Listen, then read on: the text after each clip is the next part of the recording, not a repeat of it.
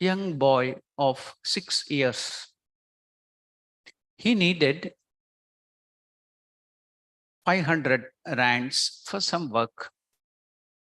But that innocent boy couldn't devise a plan to get that 500 rands because if he asks his parents, they are not going to give because it's a huge amount for this young boy. So the innocent boy wrote a letter to God.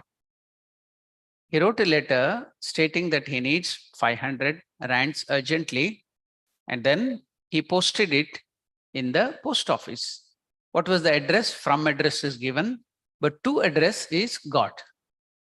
So it went to the post office, it went to the postmaster, and that postmaster, seeing the innocence of this child, he wanted to help that child. He read the letter. So what did he do?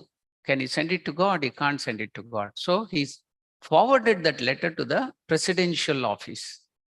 So that letter went to the president of that country. The president of that country read it, which was addressed to God, and he read the content and he was very moved by that innocence of that child. So he thought, let me send this money to the child. But he thought again, this child is too small. If I send 500 rands, then what will that child do with that? So much of money, and it may get spoiled, or somebody may steal, or some danger may come to that baby, that child of 6. So let me send only 100 rands.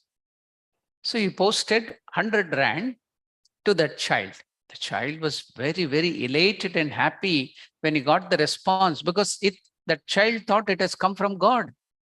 But it reads the address there. It was through the presidential office from God. So he was very happy. But next time he wrote a letter to God back, thanking for that 100 rands. And he wrote a letter back to God. Again, it went to the presidential office. So what did that letter read? So the child had written, "Oh God, I'm very thankful and grateful to the 100 rands you have sent to me. But next time when you send me back that money, don't send it through the government or the, what you call, presidential office." Why?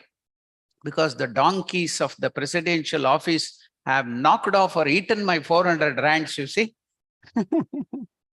The corrupt officials have eaten my 400 rands. So next time when you send, please send it directly to me. So likewise, we have so many direct methods to approach God and go towards God. Instead of following all that thing, we go behind so many people and get misguided and get into problem. So let us go directly to God. Now, Ramakrishna comes to the help. That's why the person who has come as Rama, who has come as Krishna, now has come in this Kali Yuga as Ramakrishna to make it easy for us. You need not go through the corrupt government officials, the priest, that and this. You can directly go to God. That is the speciality of Sri Ramakrishna. The gospel of Sri Ramakrishna, if you hold and start reading the gospel, one of the greatest sport in India, he tells, it is the temple in the hands. So you have to go to the temple, it will be so big, so much of property.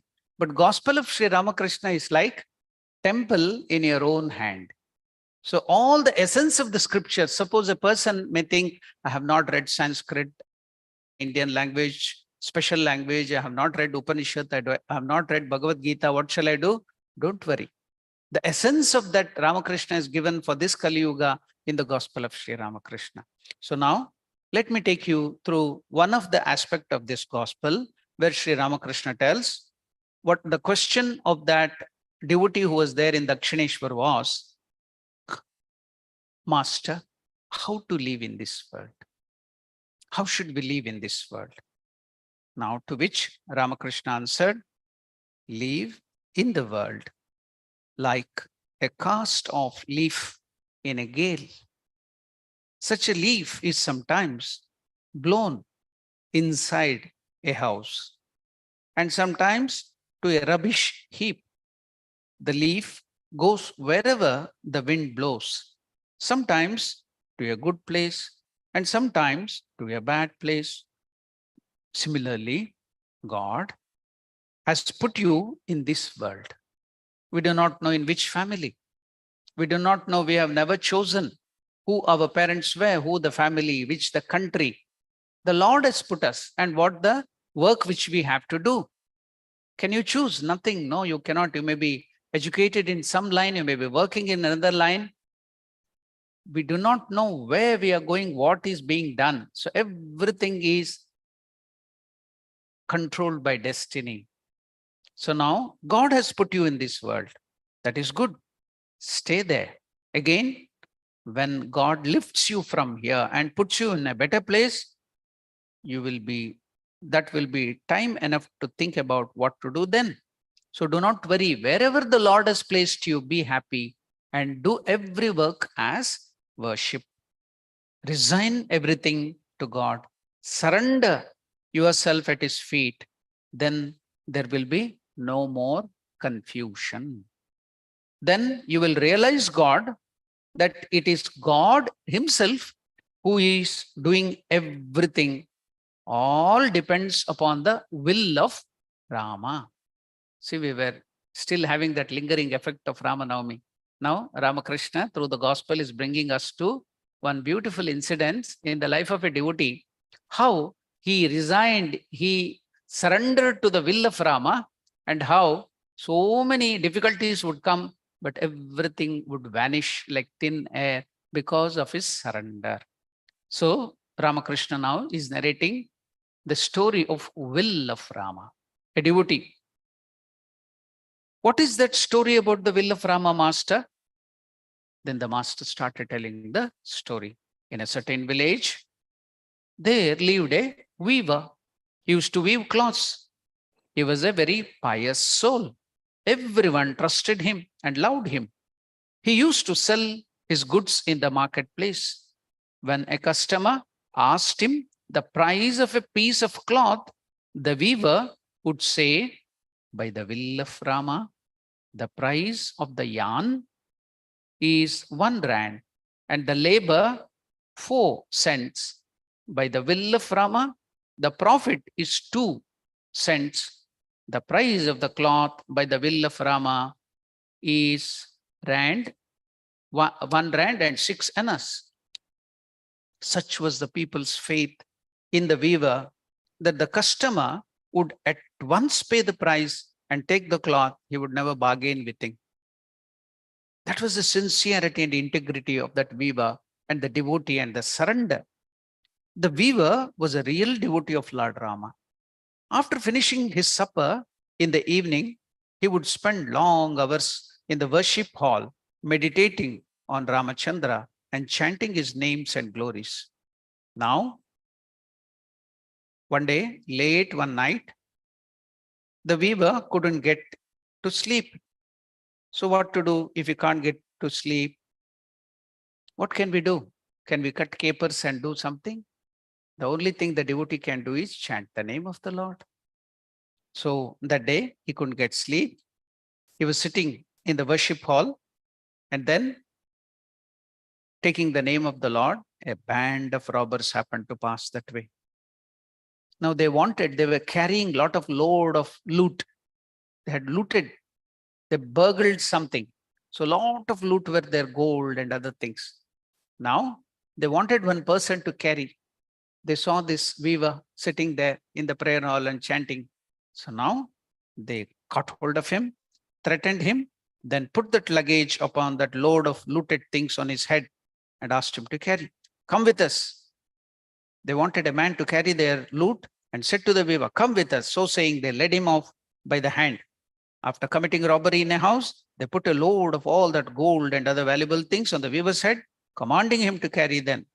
Suddenly, when they were moving forward, police arrived. So the robbers ran away. Where was the loot? On the head of the weaver. So what will the police do?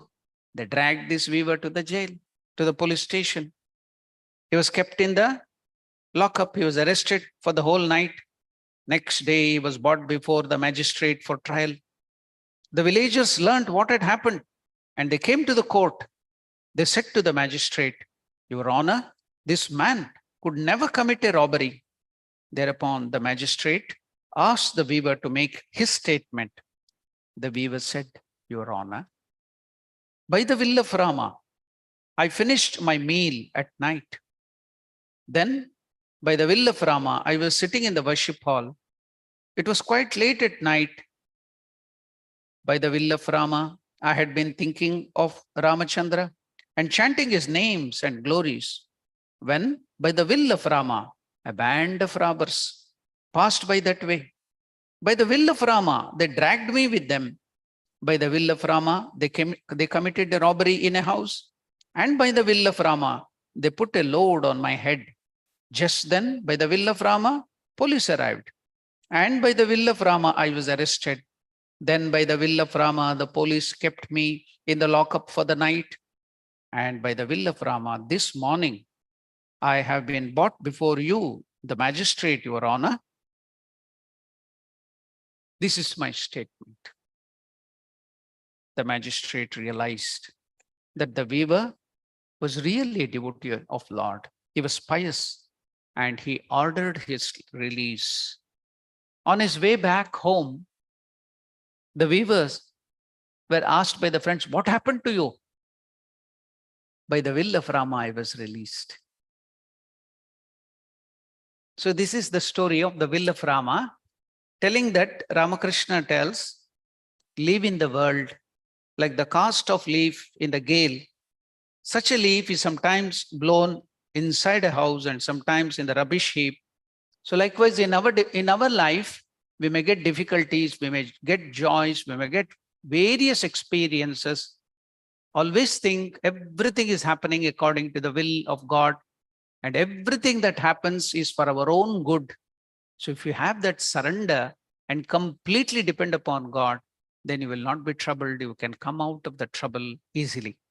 Now, Ramakrishna has explained all these things in an emotional way, in a devotional way.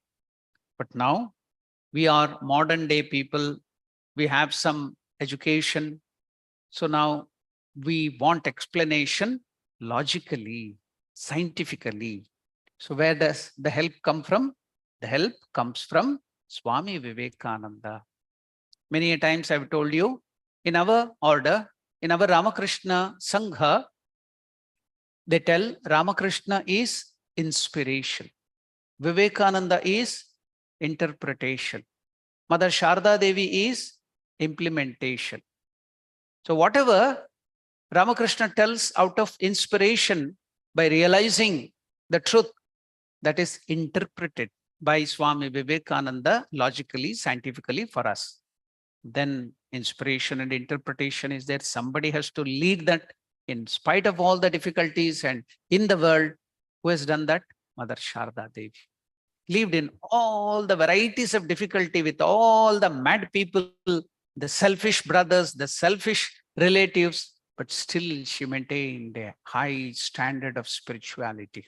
So she is implementation, inspiration, interpretation, and implementation. So we can do everything, get the inspiration, then understand it properly, think of it, meditate on it, and then how should we implement that in our life? Now, let us go through how Vivekananda takes us through the logical way of how should you live in this world. Now, Swami Vivekananda tells, do you recall the story of the young yogi in the Mahabharata? In the Karma Yoga, Swami Vivekananda tells the story of the yogi, young yogi, and the Dharma Vyada and the housewife. Do you recall that story of the young yogi in the Mahabharata who prided himself on his psychic powers by burning the body of a crow and a crane by his intense willpower produced by his anger? Do you remember that young saint who went into the town and found first a wife, a housewife nursing her sick husband, and then the butcher, Dharma Vyada, both of whom had attained enlightenment in the path of common faithfulness and duty. They didn't go here and there to the forest, hills and dales and other things. Wherever they were in the house, They were there. Whatever work that had come to them, they did it as worship to the Lord. And that itself lifted them up to spiritual enlightenment. Swamiji is telling about that by common faithfulness and duty. And so, what would you say, Swamiji, to the woman of this country? Asked the disciple to Swami Vivekananda. To which Swami Vivekananda is telling, why? To the woman of this country, said the Swami, I would say exactly what I say to men too. Not only women, to the men too. Believe in India and in our Indian faith. Be strong and hopeful and unashamed. And remember that with something to take, Hindus have immeasurably more to give than any other people in the world. Our common beliefs, our faith, our duties, doing that properly itself can take you to very great height, that is realization of God. The only way to rise is by doing the duty next to us. The only way. Why do you want many other complicated things to do? The only way, says Swami Vivekananda, to rise in spirituality is by doing the duty next to you. You are a housewife, do the chores of the house as worship of God. Looking after your child, feeding the child as if you are feeding Ramachandra, baby Krishna, or the Divine Mother if it is a girl. If you are nursing the husband, think that you are nursing the Lord Vishnu himself or Shiva himself. If you are nursing your own mother, think that you are nursing your own, that is the Divine Mother Durga. The only way to rise is by doing duty next to us, and thus gathering strength, go on until we reach the highest state. Now, Vivekananda narrates that wonderful story in the Mahabharata. What is that? A young yogi went to the forest. There he meditated, worshipped, and practiced yoga for 12 long years. After years of hard work and practice, he was one day sitting under a tree, meditating, when some dry leaves and the excreta of a bird, a crow, from the top. What does that bird know? It was sitting, and you know the birds and the animals, they excrete wherever they want. So it excreted. What happened? It was sitting on the top of this yogi. It fell on his head and it splashed on his face. So this yogi got angry. How dare you, bird? You excrete on me? He looked with great anger at the bird. And because of his concentration of the mind and the spiritual power, the yogi, the bird was burned to ashes. Then pride came. Ego. Oh, I have developed so much of power. Pride. Ego. Ahankara. Garva. He got angry. He told, what dare you throw this excreta upon my head? And with these words, he angrily glanced at that bird. A flash of fire went out of his head. Such was the yogi's psychic power that burned that birds to ashes. He was very glad, almost overjoyed at this development. So immediately when you get power, you get pride. He could burn the crow and the crane by a look. After a time, he had to go to the town to beg his bread. He went, stood at the door and said, Bhavati Bhikshan Dehi, meaning, oh mother of the house, give me some alms. Mother, give me food. Because it is believed in India, you think the highest caste Brahmanas, they have to live on begging alms. They can't earn money. So they have to go to beg house to house. The sannyasins also have to do Madhukari Bhiksha. When they go to the house, what is that you have to beg? How is that? The mother of the house is Mother Annapurneshwari. Not an ordinary woman, but Annapurneshwari. So you are begging Mother, oh Mother Annapurneshwari, please give me alms. Then the mother of the house will come and give. But you should think that it is not the ordinary woman, but it is Mother Annapurneshwari who is giving you. So you have to tell Bhavati Bhikshan Dehi, oh Mother Annapurneshwari, give me alms. Mother, give me food. Then a voice came from inside the house. Wait a little, my son. So the housewife the housewife, see, it is taught in India, even a small girl, elderly, middle-aged, everybody look upon other than his husband as their children, son. And I have seen in India, the 90-year-old man or any aged person will look after even a small girl of 5 years as mother. He calls her mother, Ma. 90-year-old person will be addressing that small girl or any this thing other than his wife as Ma. So that is the tradition. So now this housewife from inside is telling, wait a little, my son, to this yogi.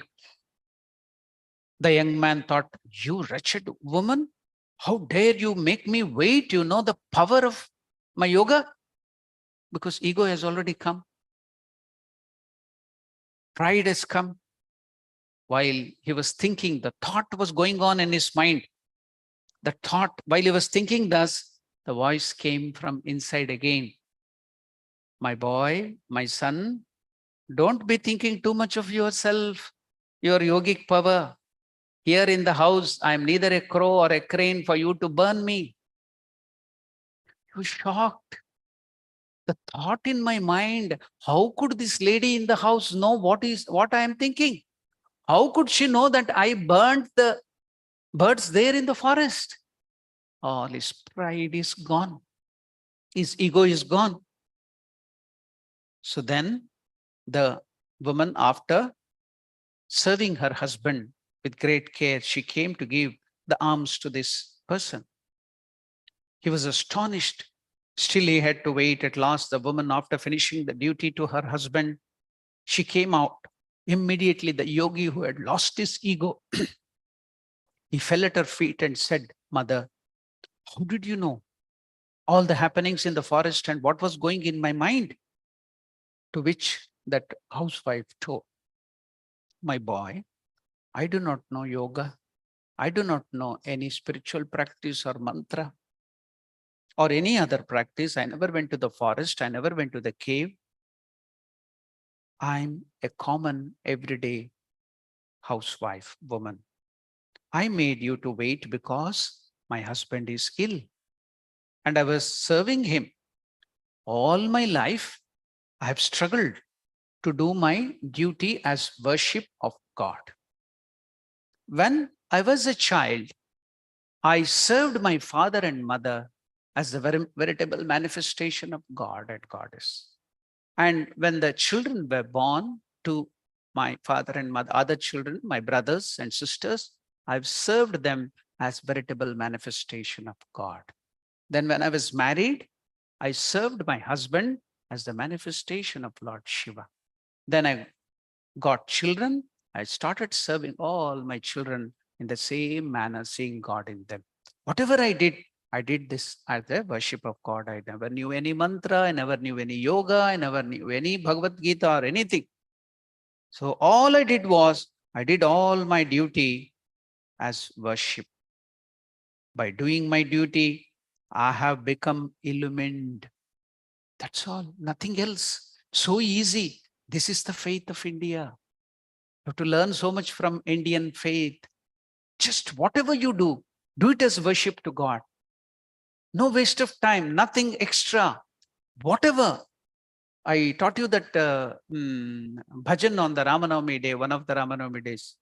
Khate bhi Rama kaho, pite bhi Rama kaho, khutte bhi Rama kaho, Ram, Ram, Ram. Daudte bhi Rama kaho, utte bhi Rama kaho, Ram, Ram, Ram. Whatever you do, worship Lord. Do it as an offering to the Lord. Repeat the name of the Lord. By doing my duty, I have been illumined. Thus I could read your thoughts. I could read what was going in your mind. I could know what happened in the past. All that illumination I got just by doing my duty as worship to the Lord. That's all.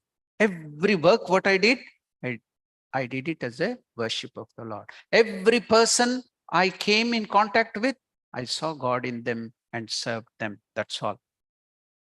Then This person, the yogi who did yoga for 12 years, he fell at her feet and told, accept me as your disciple and teach me yoga and all the spiritual this thing. Then, if you want to know something higher, I'm not your guru, I'm not fit. You go to my guru who taught me this. If you want to know something higher than this, go to the market of such and such a town, not in this town, some other town. You will find a butcher, Vyadha, who will tell you something that you will be very glad to learn. Who is this Vyadha or the butcher in India? They are the hunters. They kill animals and they sell the meat. So they will be looking very ugly and cruel because of that, always with the knife and the killing of the animals. So they consider to be very low caste. So we will tell you something that you will be glad in life. Now this yogi thought, why should I go to the town and to that butcher? But after that, he had seen with his mind opened a little, so he went there. In those days, there was no Google. You see, Google Mama to tell you where the path is. You have to search the address, ask and go. Another 2-3 towns he went. He went to the address given by that lady. He seeing that butcher, he got terrified. Everywhere blood, so cruel, ugly, with that meat, cutting the animals and arguing with the customers. Have I come to the right address? Should I get illumination from this person? He wanted to go away. Immediately from far off, that butcher told, oh, Yogi ji, wait, don't go away. Has that housewife sent you to me? I'm the same person, wait for some time. My God, how did this fellow know that I have come to him? What is this? All these powers of these people? He was shocked again.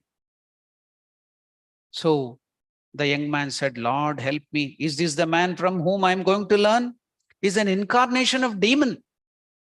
If he is anything. In the meantime, this man looked up and said, that butcher told, oh Yogi, did that lady send you here? Take a seat until I have done my duty. What is the duty? Cutting the meat and selling it to the customers. The sannyasin thought, the yogi thought, what comes to me here? He took his seat. The man went on with his work, the butcher. After he had finished, he took his money and then said to the yogi, come sir, come to my home. On reaching home, that butcher gave him a seat saying, wait here sir, and went inside the house. Then he washed his old father and mothers and fed them and served them and did all he could do to please his father and mother. After which he came to this yogi and said, now sir, you have come here to see me. What can I do for you?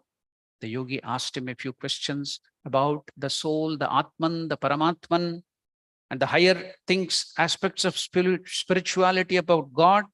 And that butcher gave such wonderful answers. It was a lecture, the butcher's lecture. See the rhyming words, the butcher's lecture. And do you know that just like Bhagavad Gita, in Mahabharata, you get Bhagavad Gita. This butcher's Bhagavad Gita is also there. It's called, there are so many 60 or 70 Gitas. One of them is, like Bhagavad Gita, this is also called Vyadha Gita. Translated into English, butcher's lecture. Just like Bhagavad Gita, whatever was told to this yogi by that butcher is called Vyadha Gita. Great teachings, you can go and learn about that too. So now, all that conversation is there as Gita. So Vyadha gave him lecture which forms a part of Mahabharata called the Vyadha Gita. It contains one of the highest flights of Vedanta. When that butcher finished his teaching, that yogi was astonished. He said, why are you in this ugly body of a butcher? With such knowledge as yours, why are you in this butcher's body and doing this filthy, ugly work of cutting the meat? Now the butcher told, my son, replied the butcher, no duty is ugly. No work is mean. No duty is ugly. No duty is impure. My birth placed me in these circumstances. I didn't choose to be born as a butcher in the family of the butcher. It is God who has put me in this family. So I took it as his prasad, not a South African prasad. South African prasad is scolding. Don't take that to South African prasad, but the real prasad. The Lord has put me in the butcher's family. I took it as a prasad of the Lord. So I'm not unhappy that I'm born in the family of a butcher. No position is high or low. The way you think makes it low or high. So that's what the butcher is telling. No duty is ugly. No duty is impure. My birth placed me in these circumstances and environment. In my boyhood, childhood, I learned the trade of butchery. I'm unattached to anything. I try to do my duty well. I try to do my duty as a householder, as a worship of God. I try to cut this meat, the butchery work, as a worship of God. Can you imagine? Can you imagine? This great Vyada is doing the act of butchery as a worship of God. You can convert every work into worship. It will start with work and worship, Vivekananda tells. Then the next step is work as worship. Finally, it will reach work is worship. Work and worship, work as worship, work is worship. So butchery, act of butchery, he converted into worship. Can you imagine that? I try to do my duty well as worship. I try to do my duty as a householder. And I try to do all I can make to make my father and mother, my wife and children, and all my customers happy seeing God in everybody. I neither know your yoga, nor have I become a renunciate, nor I have gone out of the world into the forest. Nevertheless, all that you have heard from me, the highest flight of Vedanta you have seen come through me, is only through the unattached doing of my duty. The whole of teaching of Bhagavad Gita is work in a detached way, unattached way. Every work is not attached to the work, no high and low, whether the money or this thing is lucrative or a good career. No, whatever has come, wherever the Lord has placed. What did Master tell in the beginning? How to live in the world? Like a thrown off leaf. Sometimes in the dustbin, sometimes in the road, sometimes in a good place. Wherever God keeps you, be happy and do whatever comes to you as a worship of God. That's what Master told you. And now Vivekananda, through this example, is explaining how to live in the world. The attitude in detail he has gone. That's what I told you, Vivekananda interpretation. So I did the duty as an unattached doing of the duty which belongs to my position. When you are doing any work, do not think of anything beyond. Don't compare it with others' work. Somebody is a doctor, he's an engineer, I'm just a housewife. No. I'm just a gardener, I'm a sweeper. No. Don't compare. Don't think beyond. When you are doing any work, do not think of anything beyond. Do it as worship. Do it as worship, as the highest worship, and devote your whole life to it for the time being. Thus, in the story, Vivekananda now concludes the story of this butcher Vyada and that housewife. They did their duty with cheerfulness. That's very, very important. Cheerfulness and the wholeheartedness. And the result was that they became illumined. They got God realization. Clearly showing that the right performance of duties of any station in life without attachment to results leads us to the highest realization of perfection of the soul. It is the worker who is unattached to results, or sorry, it is a worker who is attached to the results, grumbles about the nature of the duty which has fallen to his lot, because he is more interested in the result. To the unattached worker, all duties are equally good and form efficient instrument with which selfishness and sensuality may be killed and the freedom of the soul secured. We are all apt to think too highly of ourselves. Our duties are determined by our deserts to a much larger extent than we are willing to grant. Competition rouses envy and it kills the kindliness of the heart. To the grumbler, all duties are distasteful. Nothing will ever satisfy him, and his whole life is doomed to prove a failure. So, Vivekananda tells, let us work, doing as we go, whatever, wherever, whatever happens to be our duty, and being ever ready to put our shoulders to the wheel of karma. Then, with this attitude of worship and detachment, surely we shall see the light of God. By the will of Rama, by the will of Ramakrishna, by the will of God, whatever comes to in your life, loss, profit, happiness, pain, disease, accept everything as the will of the Lord. Then you will be happy. Even in spite of the disease, you will be happy. Even in spite of the difficulties, you will be happy. So that is what Swami Vivekananda has given. Ramakrishna has told how to live in the world with that attitude of worshipfulness. Let us practice it and make our life divine. Thank you. Om Shanti Shanti Shanti. Harihi Om Tat Sat. Shri Ramakrishna Arpanamastu.